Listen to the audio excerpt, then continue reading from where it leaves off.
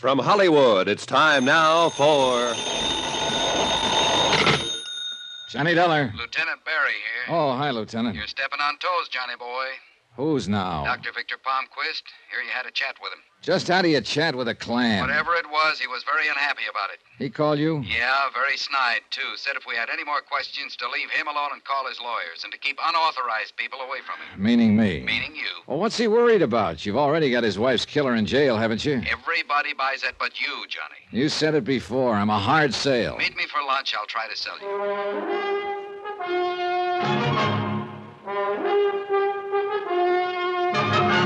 Tonight, and every weekday night, Bob Bailey in the transcribed adventures of the man with the action-packed expense account, America's fabulous freelance insurance investigator. Yours truly, Johnny Dollar.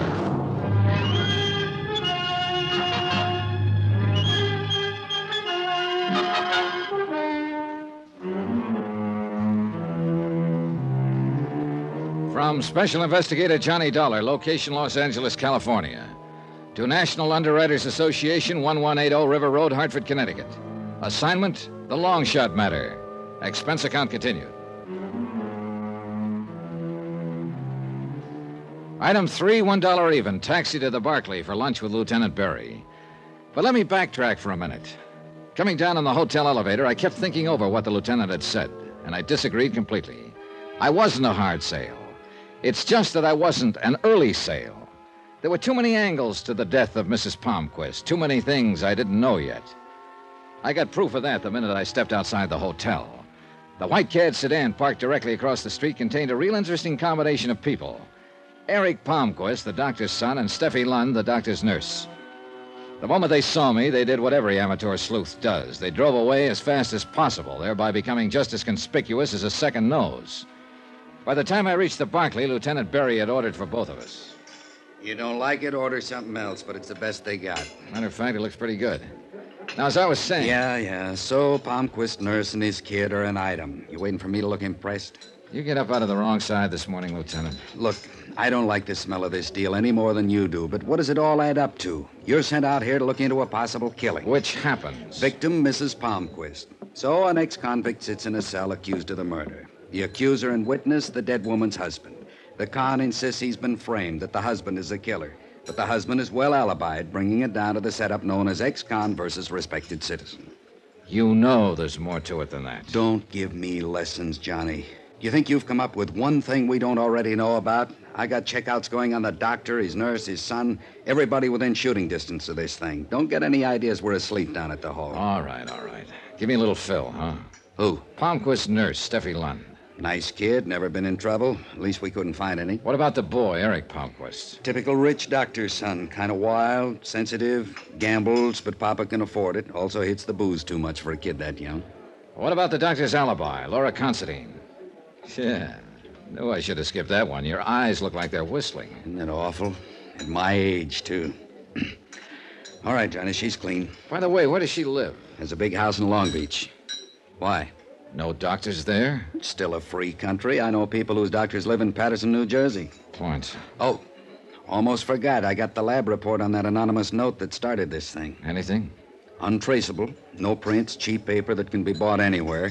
And the letters were cut from a dozen different magazines. Didn't tell us a thing. What do you mean it didn't? What?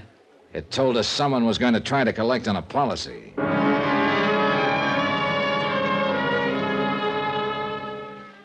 We knocked it around a little while longer, getting no place in particular.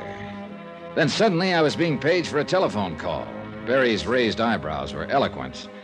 They made me feel like one of those would-be movie stars who have themselves paged in the Brown Derby so that other would-be stars will know they're there. I had a funny notion about who might be calling, so I told the waiter I'd taken in the booth out front and left Lieutenant Barry by himself.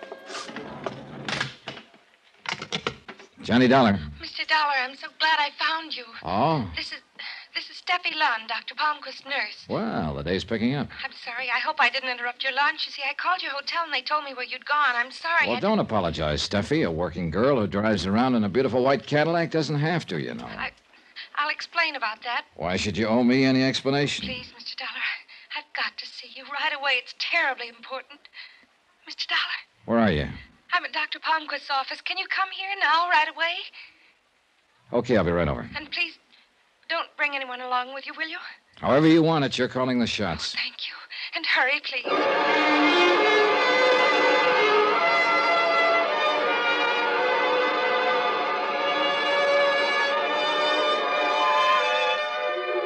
Expense account item 4, citation for speeding, $25. The carbon copy reads 63 miles per hour in a 35 zone.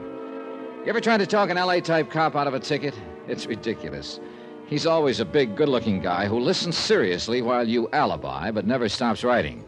Then he smiles, calls you sir, and hands you the ticket. I couldn't beef about it, though. 2 reasons. 1, I deserved it. And 2, if I hadn't been stopped, I'd never have realized I was being tailed. Because the tail knew what he was doing. A heavy-set, thuggy-looking fellow in a black 51 sedan. He circled the block twice while I was getting the ticket. Was right back on me as I started out again. He was still there as I pulled up in front of Dr. Palmquist's office. But he was smart enough to ride on by without even looking at me. I waited to see if he'd come around the block again. He didn't.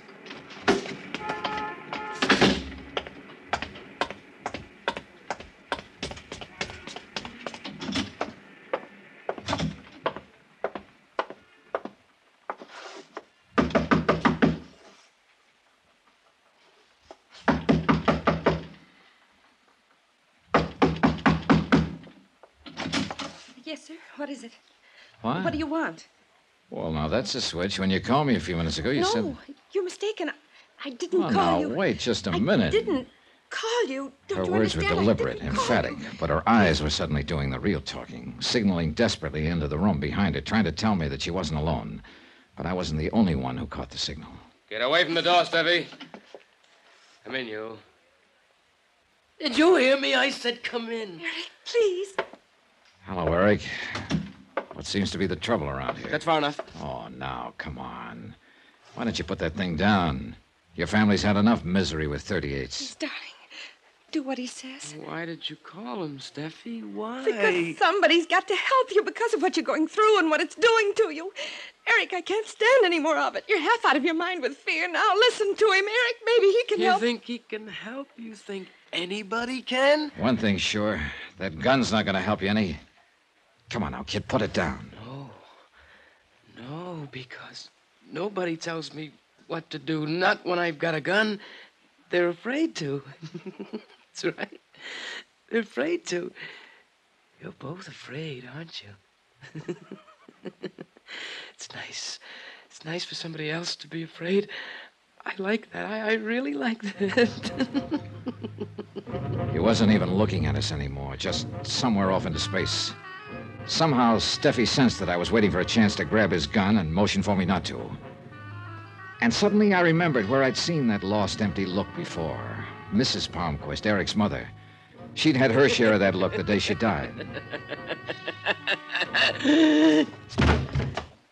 Mr. Dollar, help me with him, please. I picked him up, put him on the couch. He had that terrible whiteness that a deep faint brings, and Steffi didn't waste any time. She loosened his collar, shoved his head forward. In a few minutes, he shuddered once, came to, took a deep breath. We made him comfortable on the couch, but you could see that it had been a rough trip for him. He was conscious, but he didn't have the strength to open his eyes. Steffi just stared at him. He'll be all right now. What's wrong with him, Steffi? Why that thing that just happened? You want the technical name? Circulatory liability. Sound impressive? Talk layman, huh? A form of extreme hypertension. Nerves. Enough to make him faint like that from anger, from fear. It's a lovely thing for a man to go through, isn't it? Well, that calls for a different kind of medicine, doesn't it? Analysis with a psychiatrist. He's in it now. Only with Eric, it's going to take a long time. Maybe a very long time. But a kid like that, how? Why? Fear. Overpowering, petrifying fear. Of what? His father. Of Dr. Palmquist? Yes. The nice Dr. Palmquist. The gentle, quiet healer. My employer. My father-in-law. You and Eric are married?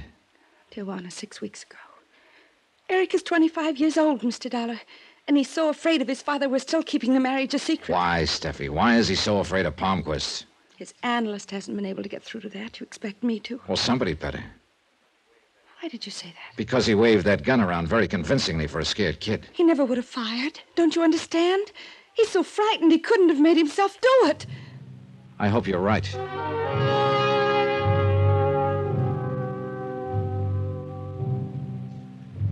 I didn't think it was quite the time to mention one small fact. That if Eric Palmquist was incapable of pulling a trigger, it might turn out to be a very good thing for him. As the sole beneficiary of his mother's will, he would soon have $100,000 in a nice, tidy lump. And if he really was afraid of his father, a piece of money like that could take him a long, long way from the parental fold.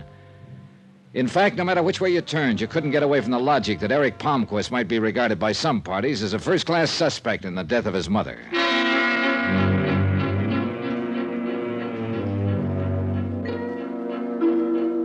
Steffi was still pretty much upset when I finally left her, and I must admit that my own mind wasn't exactly at ease.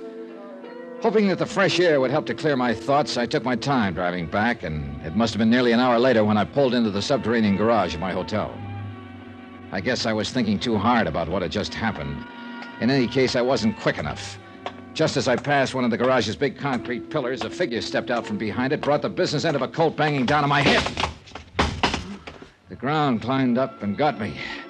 But not before I had a look at him. My heavy-set, thuggy-looking friend who tailed me earlier in the day. He could talk, too. You're in the wrong town, punk. Take the hint. I took the hint. I passed out.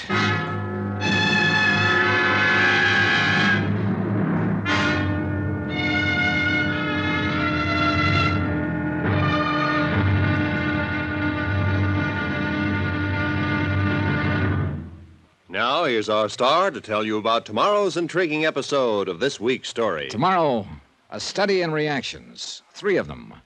One by a man who should know, one by a man who doesn't, and another by a bullet. Join us, won't you? Yours truly, Johnny Dollar.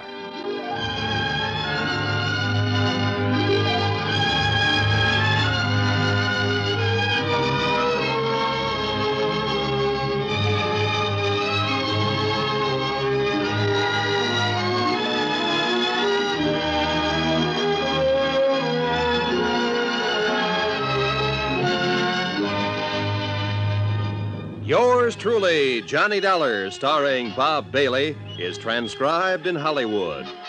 Written by Tony Barrett, it is produced and directed by Jack Johnstone. Be sure to join us tomorrow night, same time and station, for the next exciting episode of Yours truly, Johnny Dollar. Roy Rowan speaking.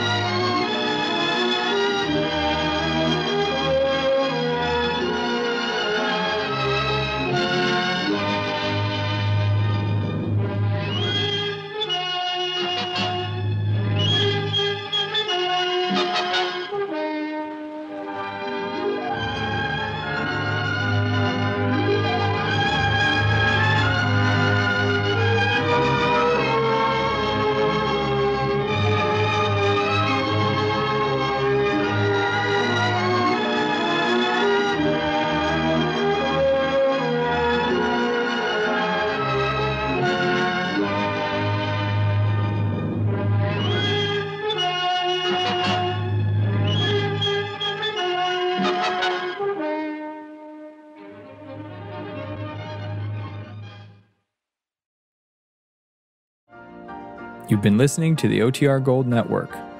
Find more classic radio at otrgold.com.